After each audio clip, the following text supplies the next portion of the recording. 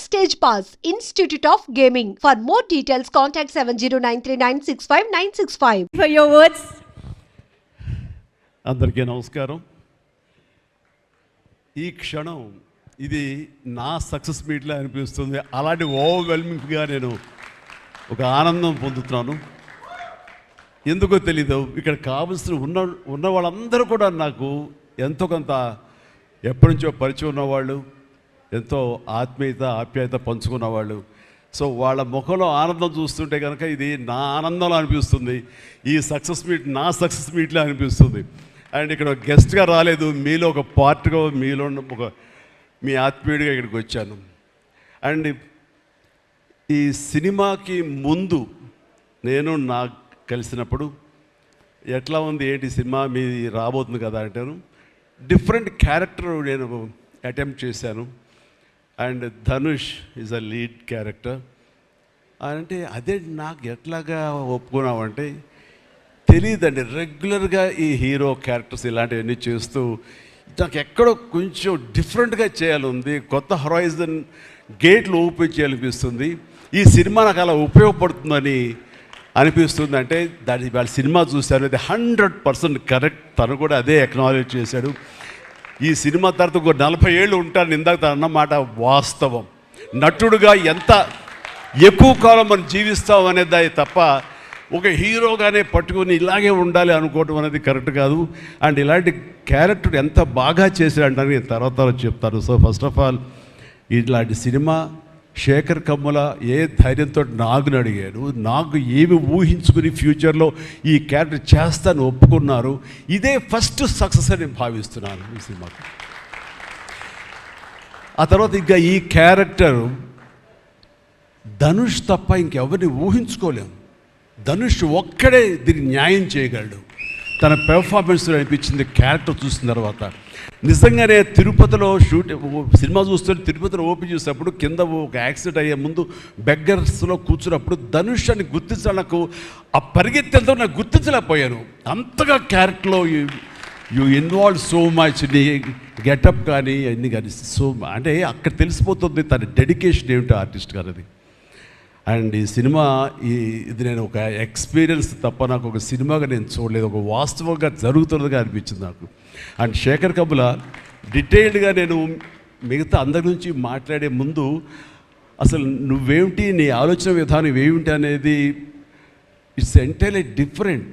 25 సంవత్సరాల పాటు నువ్వు అనుకున్న విధంగా, నువ్వు అనుకున్న క్యారెక్టర్స్ తోటి, నువ్వు అనుకున్న కంటెంట్ తోటి 10 సినిమాల కంటే ఎక్కువ చేయకపోయినా సరే ఒక్కొక్కటి ఒక ఆణిముత్యంలాగా చేసుకుంటూ ప్రజల గుండెలో, ప్రేక్షకుల గుండెలో ఒక సుస్థిరమైన స్థానం ఏర్పరచుకున్నావు. అండ్ ఆ మధ్యకాలంలో మీరు నా ఒక పోస్టర్, మీరు 25 years పోస్టర్ మీరు రిలీజ్ అనుకున్నప్పుడు అది మీట్ అవ్వడానికి, అతనికి టైం ఇవ్వడానికి నాకు నిజంగా 3-4 days పట్టింది. అంత పంతం అంత పట్టింపు ఏంటి నేనంటే, సార్ మీకు గుర్తుందో లేదో, మీ 88లో మీ సినిమా స్టేట్ రౌడీ షూటింగ్ ఈ రోడ్ల మీద జరుగుతున్నప్పుడు నేను ఫస్ట్ టైం మిమ్మల్ని చూశాను. నేను ప్రేమించే మనిషి నా ఎదురుగా ఉన్నాడు, కలిస్తే బాగుండు అనుకుంటే పోలీసులు ఎవరు రాని పరిస్థితి. కానీ మీరు ఎందుకు నన్ను చూసి ఇట్రా అని పిలిచారు, నన్ను ఒక్కడనే పిలిచారు, నేనే మీ దగ్గరికి వచ్చాను. నేను ఎందుకు పిలిచానంటే అతను అందరికన్నా హైట్ ఉన్నాడు కాబట్టి ఏదో తాపత్ర పడుతుంటే రమ్మని పిలిచుంటాను తప్ప అతనేమన్నాడంటే నా లోపల భావాలు కానివ్వండి, నేను నా ప్రేమ కానివ్వండి నేను వ్యక్తం చేయగలిగాను, అది కరెక్ట్గా కనెక్ట్ అయింది అని తను అనుకున్నాడు. బట్ ఏమనుకున్నా సరే వచ్చిన తర్వాత నన్ను మీట్ అయిన క్షణం ముందు వరకు భవిష్యత్తులో ఏం చేయాలో తెలియదు, ఎడ్యుకేషన్ ఉంది కాబట్టి ఎట్టెళ్ళాలో తెలియటువంటి 17-18 years ఉంటాయి అప్పుడు అతనికి. 36 years అయిపోయింది కలిసి, ఫస్ట్ టైం కలిసి. ఆ క్షణాన నన్ను చూడగానే, నాతోటి కూర్చోగానే, నాతో మాట్లాడగానే, నేను నా షేక్ హ్యాండ్ తీసుకోగానే ఆ క్షణం డిసైడ్ అయిపోయింది. అంబిగ్యూటీ, డౌట్ లేదు, ఖచ్చితంగా నేను సినిమా ఇండస్ట్రీలో సెటిల్ అవ్వాలని ఆ రోజు నిర్ణయించుకొని తను చెప్పడం అనేది నాకు ఎల్లేని సంతోషంగా ఉంది. నేను గర్వించే, నన్ను ప్రేమించే మనిషి, నన్ను అభిమానించే మనిషి ఈ రోజున ఈ స్థాయిలో ఉండి ఇంతమంది చేత ప్రశంసలు పొందుతున్నాడంటే కనుక హ్యాట్స్ ఆఫ్. ఇది గర్వం నీవు కాదు, నీలాంటి వ్యక్తి నన్ను ఇన్స్పిరేషన్గా తీసుకుని ఇందులో ఇండస్ట్రీ వచ్చి నీ సొంత టాలెంట్ తోటి, నీ సొంత ఆలోచనతోటి, నీ కమిట్మెంట్ తోటి ఈరోజు ఈ స్థాయికి ఉన్నందుకు ఫస్ట్ ఆఫ్ ఆల్ ఈ సిల్వర్ జూబ్లీ ఇయర్ సందర్భంగా మనస్ఫూర్తిగా నా అభినందనలు మరొకసారి తెలియజేస్తాను శేఖర్ కమ్ముల ప్లీజ్. అంటే శేఖర్ కమ్ముల సినిమాలు నేను ఎప్పుడు చూస్తూనే ఉన్నాను, అన్నీ చూస్తాను దాదాపుగా. అది వాస్తవానికి నిజానికి చాలా దగ్గరగా అనిపిస్తాయి. అంటే తన ఫస్ట్ పిక్చర్ చూస్తుంటే ఆ క్యారెక్టర్స్ ఆనందం రూప వీళ్ళు ఎలాగ ఉన్నారు, ఇంకా ఉండుంటారు కదా అని ఆ క్యారెక్టర్స్ కనబడే తప్ప ఆ యాక్టర్లు కనపడరు. వాళ్ళ తర్వాత వచ్చిన సినిమాలు మనకు గుర్తుకు రావు, దీంతో కనెక్ట్ అవ్వదు. అలాగే ఫిదా, భానుమతి, వరుణ్, అలాగే ఈ ప్రతి సినిమాలో శ్రీరామ్, గోదావరిలో శ్రీరామ్, సీతా మహాలక్ష్మి, ఈ క్యారెక్టర్స్ కనపడతాయి. ఎందుకు చూడండి, ఈ సినిమాలో కూడా ప్రతి ఒక్కరు ధనుష్ని దేవా అంటున్నారు, నా ఫ్రెండ్ ఏమో దీపక్ అంటున్నారు తప్ప పేర్లు పెట్టి ఎవరు పిలవట్లేదు, గుర్తుంచుకోవట్లేదు. గబుక్కుని దేవాను వస్తుంది. నాకు అలాగే అనిపిస్తుంది ఇప్పుడు. అంటే క్యారెక్టర్ని అంతగా ప్రొజెక్ట్ చేస్తారు. ఇంతకంటే బెస్ట్ ఎగ్జాంపుల్ లేదు. ఎప్పుడో చూసి సినిమాలకి ఆ క్యారెక్టర్స్ పేరు, నా సినిమాలో నా క్యారెక్టర్స్ నాకు పేరు గుర్తుండవు నాకు. అలాంటిది తన సినిమాలో క్యారెక్టర్స్ ఇప్పటికీ గుర్తున్నాయి నాకు. రూప అనే పేరు ఎందుకు గుర్తుందంటే అందులో తండ్రి పాత్ర మెంటల్గా రిటార్టెడ్ రూపాన్ని పిలుస్తాడు. ఆనంద్ అఫ్కోర్స్ హీరో పేరు, అది గుర్తుండిపోయింది. అట్లాగే వరుణ్ సినిమాలో ఫిదాలో భానుమతి సెపరేట్ కేజ్ అంటుంది కదా ఒక డైలాగు, సెపరేట్ పీస్ ఏదో అంటుంది, అలాగే హైబ్రిడ్ పెళ్ళి అంటుంది. అలాగా తన క్యారెక్టర్స్ గుర్తుండిపోతాయి. అది తన గొప్పతనం. అవి వాస్తవికంగా ఎక్కడో ఇంకా ఉండుంటాయి, వాళ్ళు ఎక్కడో జీవించుంటారు అన్న ఫీలింగ్ ఇస్తుంది. అలాంటి రియల్గా అతని కాన్సెప్ట్ కానీ అది చెప్పాలంటే అదొక పిచ్చి. నేను అనుకున్నది తప్ప ఇంకో అలాగా కాదని. ఇందాక నాకు అన్నారు కదా, నేను మామూలుగా ఎప్పుడు నడిచి వచ్చే విధంగా నడుచుకుంటూ వస్తుంటే నాకు అలా వద్దు ప్లీజ్, దయచేసి మీరు నా క్యారెక్టర్ నడవాలి. నీ క్యారెక్టర్ నడవాలంటే ఎలా నడవాలి తెలియదు నాకు. నాకు వచ్చిన నడకే ఇది అని చెప్పి ఇందాక ఎదురు అనుకుంటాం. నాకు తెలిసిన నడకే ఇది కాదండి, మీ హీరోలా నడుస్తున్నారు, స్టైలిష్గా నడుస్తున్నారు. నేను స్టైలా, నేను హీరోలాగనా అని అంటే కాదు అంటూ ఆ క్యారెక్టర్ చూస్తుంటే నాకు మీరు చాలా డిఫరెంట్గా కనపడ్డారు. నాకు రెగ్యులర్గా కనపడలేదు. మీకుండే ఆ కింగ్ నాగ్ అని కానీ ఆ గ్లామర్ మన్మధుడు ఈ యొక్క స్టైల్లో ఒక చామ్ ఉంటుంది కదా, ఈ సినిమాలో అది కనపడకుండా జీవితంలో నలిగిపోయినటువంటి, మానసికంగా ఫిజికల్గా నలిగిపోయినటువంటి ఒక మనిషి కనపడుతున్నారు. అది మీ క్యారెక్టర్.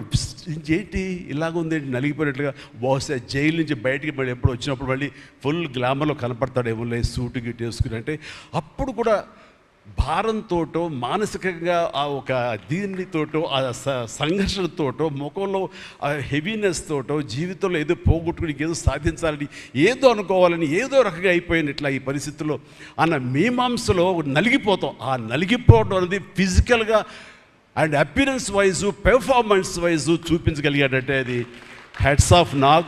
మీరు అన్నట్లుగా ఇది మీకు డిఫరెంట్, ఇంకో కోణం నుంచి మీకు హొరైజన్ మీకు ఓపెన్ అయ్యింది, ఇంకొక డోర్ ఓపెన్ అయ్యింది. తద్వారా బోల్డ్ అని ఫెంటాస్టిక్ క్యారెక్టర్స్ వస్తాయి. అండ్ మీరు అనుకున్నది ఉంటుంది, మీ లాంజివిటీ ఇంకా పెరుగుతుంది అనుకుంటాను. మీ దోవలో నేను కూడా మీకు సమంగా నేను వచ్చేస్తాను నేను అనుకుంటున్నాను.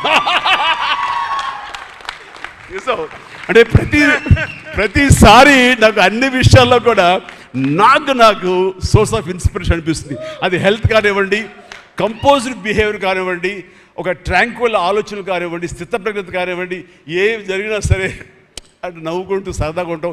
ఇవన్నీ చూస్తుంటే నాకు ఎంత ప్రశాంతంగా ఉంటుంది, ఎంత మానసికంగా ఉంటుందని. సో అలాగా ఈ ప్రొఫెషనల్గా కూడా ఈ సినిమాతోటి తను వెళ్ళే దారిలో వై నాట్ నేను కూడా రేపు పొద్దున ఏదైనా అవసరం వచ్చి ఓటీటీలో ఏదైనా సినిమాలు చేయాల్సి వస్తే కనుక ఏం ప్లాయ్ నార్సింగ్ నువ్వే గబుని అన్నా కదా, గబుకొని రెడీ అయ్యి వచ్చే రేపు పొద్దున ఇంటికి. సో ఓటీటీలో ఏదో సినిమాలు చేయాల్సి వచ్చినా సరే, వెబ్ ఫిల్మ్ చేయాల్సి వచ్చినా సరే, దానికి కూడా మనం సమాయత్తం అవ్వాలి. దానికి నాకు ఈ రోజున నాకు తీసుకున్న నిర్ణయం నాకు కూడా ఒక ఇన్స్పిరేషన్గా అనిపిస్తుంది. Sir well done. ఈ సినిమా ప్రతి ఒక్కరికి న్యాయం జరిగింది ఈ సినిమాలో. అండ్ నా డైలాగ్ నువ్వు అనిస్తావు నాకు ఇందాక నేషనల్ క్రష్, నా క్రష్ కూడా అందుకని నేను ఆ మాట అనను కానీ అనుకుంటాను అంతే, పైకి మాత్రం నేను అనను. సరే అమ్మా, ఫెంటాస్టిక్ అమ్మా నువ్వు. అండ్ ఇప్పుడు కదా తన ఫస్ట్ సినిమా హీరోయిన్గా వచ్చినప్పుడు ఆ సినిమాకి ఇలాగే నేను గెస్ట్గా వచ్చాను. ఆ రోజు నుంచి తన్ని అబ్జర్వ్ చేస్తుంటే నటనా పరంగా కానివ్వండి, తన ఇమేజ్ పరంగా కానివ్వండి, day by day film after film ఎక్కడికో వెళ్ళిపోయింది. ఇది నేషనల్ క్రష్ కాదు, ఇంటర్నేషనల్ క్రష్ అయిపోయింది అమ్మాయి. అండ్ గాడ్ బ్లెస్ యూ అమ్మా, నువ్వు ఎంత బాగా పెర్ఫామ్ చేస్తావంటే నేను చూస్తుంటే నీ కళ్ళు తప్ప ఇంకేమైనా అట్రాక్ట్ చేసుకోవు, కళ్ళు ఒకలా చూస్తుంటావు నేను. అండ్ ఆ కళ్ళతో ఏమి పలికిస్తుంది ఎక్స్ప్రెషన్ అంటే ఇంకా అంత ఇంత కాదు. అండ్ ఈ సినిమాలో ఎంత నిడివి ఉంది, ఎంత లెంగ్త్ ఉంది క్యారెక్టర్ అనే దానికంటే ఎంత ఇంటెన్సిటీ ఉంది అంటే అందులో మాత్రం చూపించగలిగింది ప్రతిదీ. ముఖ్యంగా బిడ్డను హోల్డ్ చేసినప్పుడు ఆవిడ ఒక కన్న తల్లిలాగా, ఒక అమాయకంగా ఒక ప్రియుణ్ణి మోసపోయినప్పుడు వాడి వల్ల ఎక్కేసినప్పుడు నాకు చూడాలి అందులో సౌందర్య వచ్చేసి అప్పారావు వస్తాడు ఇంకా అటు కోసం వెయిట్ చేస్తానంటే పిచ్చమొహం అన్నట్టు ఫీలింగ్ వచ్చింది. అంత అమాయకురాలాగా ఉంది. అది మళ్ళీ ఇందులో కనిపించింది, నాకు ఆ సౌందర్య కనిపించింది ఆ క్యారెక్టర్ చేయటంలో. You done fantastic job. ఆ తర్వాత సీరియస్నెస్గా పెంచుకుంటూ, ఆ తర్వాత దేవాకి సపోర్ట్గా ఉంటూ అండ్ దేవాన్ని ఓన్ చేసుకునే విధంలో మాత్రం నీ ట్రాన్స్ఫర్మేషన్ కానీ నీ characterisation well designed and well performed. Fantastic అమ్మా, ఫెంటాస్టిక్. అండ్ ఇంకా మిగతా క్యారెక్టర్స్ అందరూ అన్ని రకాలుగా అన్నీ బాగా చేసినా సరే నిజంగా చెప్తాను, హృదయానికి హత్తుకుపోయిన క్యారెక్టర్ ధనుష్. అంటే ఈ క్యారెక్టర్కి ధనుష్ తప్ప ఇంకెవరు లేరని, ఇంకెవరు చెయ్యలేరు. ష్యూర్ ఇంకొక హీరో లేడు. అంత పెర్ఫామ్ ఇచ్చి హీరో ఇమేజ్ ఉండి, స్టార్ ఇమేజ్ ఉండి, అన్ని రకాల కాంబినేషన్లో ఉండి చేసే మనిషి అంటే the one and only star in India is Dhanush. ధనుష్ని మైండ్లో పెట్టుకుని ఈ క్యారెక్టర్ డిజైన్ చేసావా శేఖర్? లేదు, నీ క్యారెక్టర్కి అతను అనుకోకుండా సరిపోయాడా అని అంటే నాకు లేదు. నువ్వు ధనుష్ని దృష్టిలో పెట్టుకుని ఈ క్యారెక్టర్ డిజైన్ చేసేవేమో అనుకో అనిపిస్తుంది నాకు. ఎందుకంటే ఈయన సపోజ్ నేను చేయలేని శేఖర్, ఐ వెరీ సారీ, நான் ரொம்ப பிஸியாக இருக்கேன், நான் பண்ண முடியாது అని சொன்னா என்ன பண்ணுவேని? ఎవరున్నారు చేయడానికి? నన్ను అడిగితే నా వల్ల కాదు, నాకు వద్దని బాబు ఈ కష్టాలు ఇవి నాకు ఇలా ఎవరు లేరు. అంత న్యాచురల్గా ఆ క్యారెక్టర్లో ఇమిడిపోయి ఆ క్యారెక్టర్ని అంత బాగా చూపించడం అనేది ధనుష్ తప్ప ఇంకెవరు లేరు. ధనుష్ నీకు బెస్ట్ యాక్టర్ అని చాలా మామూలు అయిపోయింది. మాకు ఎప్పుడైనా వస్తే వావ్ నాకు వచ్చిందో నేషనల్ బెస్ట్ యాక్టర్ అనుకోవాలి తప్ప నేను. బట్ నీకు ఇది మామూలు అయిపోయింది. మళ్ళీ ముందస్తుగా నీకు అడ్వాన్స్గా చెప్పేస్తున్నాను, నీకు కంగ్రాట్స్. నీకు బెస్ట్ యాక్టర్ అనేది ఖచ్చితంగా రావాలి. లేకపోతే నీకు నేషనల్ అవార్డ్స్కి అనేదానికి మళ్ళీ అర్థం లేదు. బట్ అది నీకు ఇది మామూలే, కానీ నీకు ఈ సినిమాకి వస్తే కనుక ఇందులో ప్రతి ఒక్కరికి ఇది గర్వకారణం. అది definite you will win. Fantastic. ఇక ప్రొడ్యూసర్స్గా మన సునీల్ ఉన్నాడు. సునీల్, భారత్ వీళ్ళిద్దరికంటే కూడా వాళ్ళ నాన్నగారు నాకు అత్యంతమైనటువంటి గౌరవనీయులు. అంత పెద్ద మనిషి ఆయన, అంత నిక్కార్సైన మనిషి. ఈ సినిమా బిజినెస్లో అంత ఆనెస్ట్తో ఉండే మనుషులు ఎవ్వరు లేరు. నాకు తెలిసి నాగార్జున ఎవరి కాళ్ళకి దండం పెట్టడు, ఒక్క మీ నాన్నగారికి తప్ప. ఆయన నాకు అంతే ఇష్టం, నేను ఆయనకి అలాగే ప్రణామం చేస్తాను. అంతటి ఇది ఆయనకు పుట్టిన బిడ్డలుగా ఆయన గౌరవాన్ని కాపాడుతూ ఆయన లెగసీని కంటిన్యూ చేస్తూ మీరిద్దరు ముందుకు వెళ్ళటం, మీరే కాకుండా థర్డ్ జనరేషన్ జాన్వి కూడా అదే దాంట్లో వెళ్ళటం అనేది జరుగుతుంది. మొన్న ఒక మాట అన్నావు, చెప్పచ్చు కదా? చెప్పనా? ఓకే సార్, మళ్ళీ మాకు సినిమా చేయాలి సార్. మీరు వద్దులేవా, మీరు అది రకరకాలు చేసుకుంటున్నారు కదా, మళ్ళీ ఎందుకు అని. సార్, మా నాన్నగారు మీ సినిమాలో డిస్ట్రిబ్యూట్ చేసి మేము బాగా డబ్బులు గడించాం సార్ అప్పుడు నైజాంలో. మీరు అప్పుడు నైజాంలో మీ సినిమాలు అంటే నైజాం కింగ్ అనుకునేవాళ్ళం మేము. ఆ తర్వాత మేము కొంచెం ప్రయత్నం చేసాం సార్, మాకు బాగానే డబ్బులు వచ్చింది సార్, కానీ అల్లు అరవింద్ గారు ఇక్కడ పెట్టేసరికి మాకు అవకాశం లేకుండా పోయింది. ఏమనట్లే ఇప్పుడు అది కట్ చేసేస్తాలే ఆ ముక్క, లేదు అది ఎడిటింగ్లో తీసేస్తాలే. అంటే సికింద్రాబాద్లో గీతార్స్ పెట్టారు కదా, అందుకే మీకు సినిమాలు రాకుండా పోయి సరే పక్కన పెట్టేద్దాం. ఆ తర్వాత మీ థర్డ్ జనరేషన్ జాహ్నవి సినిమా తీసి ప్రొడ్యూసర్గా అమ్మాయి రావాలనుకుంటుంది అనుకున్నప్పుడు I wish all the best for her. ఎప్పుడు కలుస్తానన్నాను. అదేదో మీరు ఇస్తే మీతోటి అమ్మాయి అడిగిన 3 జనరేషన్స్లో మా ఫ్యామిలీతోటి మంచి సంబంధం ఉన్నట్లు అవుతుంది అన్నారు. పాప మీ నాన్న అడిగారు, ఇంటికి వచ్చి చెప్పారు లేదు నాకు తెలియదు, బట్ వీఆర్ డూయింగ్.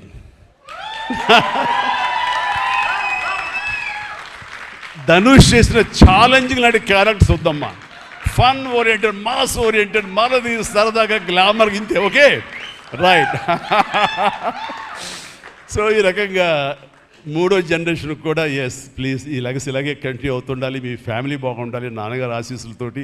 అండ్ ఇలాంటి కుబేరా సినిమాలు మరి ఎన్నో సక్సెస్ఫుల్ సినిమాలు చేయాలి. ఇందాక ధనుష్ అన్నట్లుగా మీ మొక్కల ముందు నవ్వు ఉండాలి. ఇప్పుడు నవ్వు కొంచెం ప్లీజ్. Thank you. మీరు నవ్వుతూ ఉంటేనే మా అందరికీ నవ్వు ఉంటుంది, మేము నవ్వుతూ ఉంటాం. Thank you. అండ్ మిగతా టెక్నీషియన్స్ పరంగా చూస్తే కనుక నికేత్ కెమెరామెన్ డిఓపి నేను ఎప్పుడు చూడలేదు. Hi Niket, I haven't seen your films. I don't remember even. But the way you are presenting yourself here is very much appreciable. I could see the energy, what you are pouring here, definitely it will reflect on the stage. Otherwise, Nagaja would have been praised you so much. And you also grab my attention. And future, I don't know, yes, maybe. And you have done a fantastic job.